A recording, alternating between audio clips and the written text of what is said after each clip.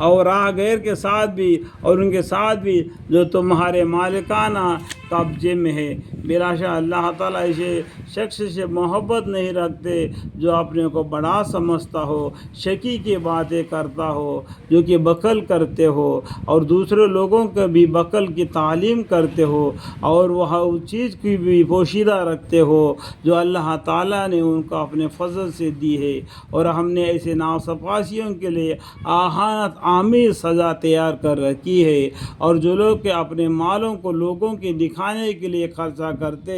اور اللہ تعالیٰ پر اور آخری دن پر اعتقاد نہیں رکھتے، اور شیطان جس کا مصاحب ہو اس کا وہ برا مصاحب ہے، اور ان پر کیا مصیبت نازل ہو جاوے گی اگر وہ لوگ اللہ تعالیٰ پر اور آخری دن پر ایمان لے آوے۔ آخری دن کا مطلب کیا ہے؟ قیامت کا دن۔ قیامت کا دن کو بھی انڈائریکٹ میں بہت سے ناموں سے بتلایا گیا ہے۔ آخری دن مطلب قیامت کا دن ہے، پر ایمان لے آوے اور اللہ تعالیٰ نے جو ان کو دیا ہے اس میں سے کچھ خرچہ کرتے رہا کرے۔ اللہ تعالیٰ ان کو خوب جانتے ہیں، بلا شک اللہ تعالیٰ ایک ذرہ برابر بھی ظلم نہ کریں گے، اور اگر ایک نیکی ہوگی تو اس کو کئی گنا کر دیں گے اور اپنے پاس سے اور اجر عظیم دیں گے۔ الحمدللہ اللہ تعالیٰ نیکی کو بڑھاتے ہیں اور بدی کو گھٹاتے ہیں اور اجر عظیم دیتے ہیں۔ تو اس وقت بھی کیا حال ہوگا جب کہ ہم ہر امت میں سے ایک ایک گواہ کو حاضر کریں گے اور آپ کو ان لوگوں پر گواہی دینے کے لیے حاضر لائیں گے اس روز جنہوں نے کفر کیا ہوگا اور رسول صلی اللہ علیہ وسلم کا کہنا نہ مانا ہوگا، اور اس بات کے آرزو کریں گے کہ کاش ہم زمین کے پوندے ہو جاوے، اللہ تعالیٰ سے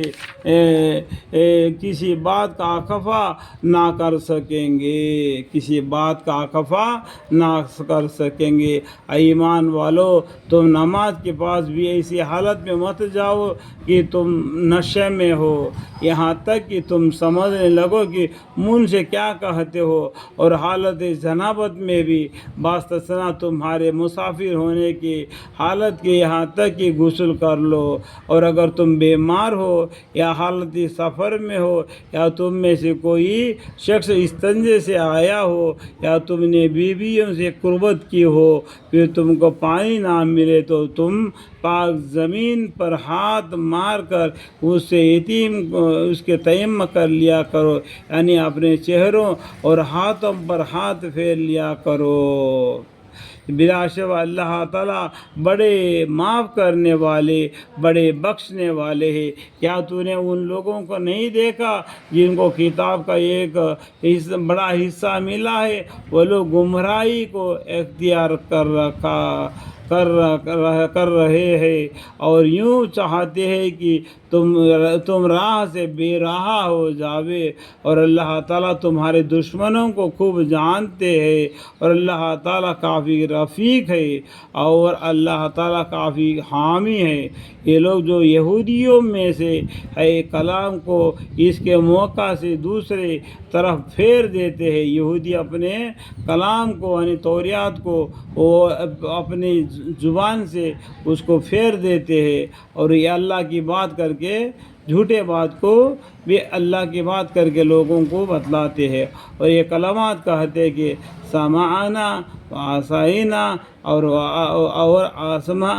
غیر ما اور ارعانا، اس طور پر کہ اپنے زبانوں کے پھیر کر اور دین میں تان جانی کے نیت سے۔ اور اگر یہ لوگ یہ کلمات کہتے سمعنا وآتانا واسمع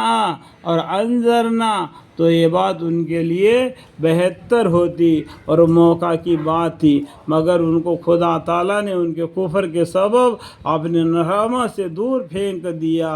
آپ وہاں ایمان نہ لائیں گے مگر تھوڑے سے آدمی۔ اے وہ لوگوں جو کتاب دیے گئے ہو، تم اس کتاب پر ایمان لاؤ جس کو ہم نے نازل فرمایا، اللہ تعالیٰ نے نازل فرمایا ہے، ایسی حالت پر کہ وہ سچ بتلاتی ہے۔ اس کتاب کی جو تمہارے پاس ہے اس سے پہلے کہ ہم چہروں کو بالکل مٹا ڈالے اور ان کو ان کی الٹی جانب کی طرف بنا دے، یا ان پر ہم ایسی لعنت کرے جیسے لعنت ان ہفتہ والوں پر کی تھی۔ اور اللہ تعالیٰ کو حکم پورا ہو کر رہتا ہے، اللہ تعالیٰ کو حکم پورا ہو کر رہتا ہے۔ بے شک اللہ تعالیٰ اس بات کو نہ بخشیں گے کہ ان کے ساتھ کسی کو شریک قرار دیا جاوے، اور اس کے سوا اور جتنے گناہ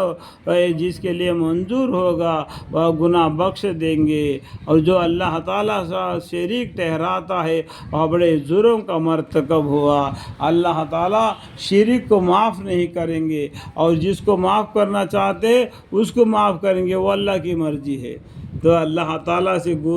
دعا ہے کہ یہاں تک کہ ہماری قرآن شریف کی تلاوت میں، بیان میں ہم سے جو بھی غلطی کوتاہی ہو گئی تو ہمیں معاف فرمائے، ہمیں علم عطا فرمائے۔ وقل رب زدنی علما، وقل رب زدنی علما، قال رب اشرح لی صدری ویسر لی امری واحلل عقدۃ من لسانی یفقہوا قولی۔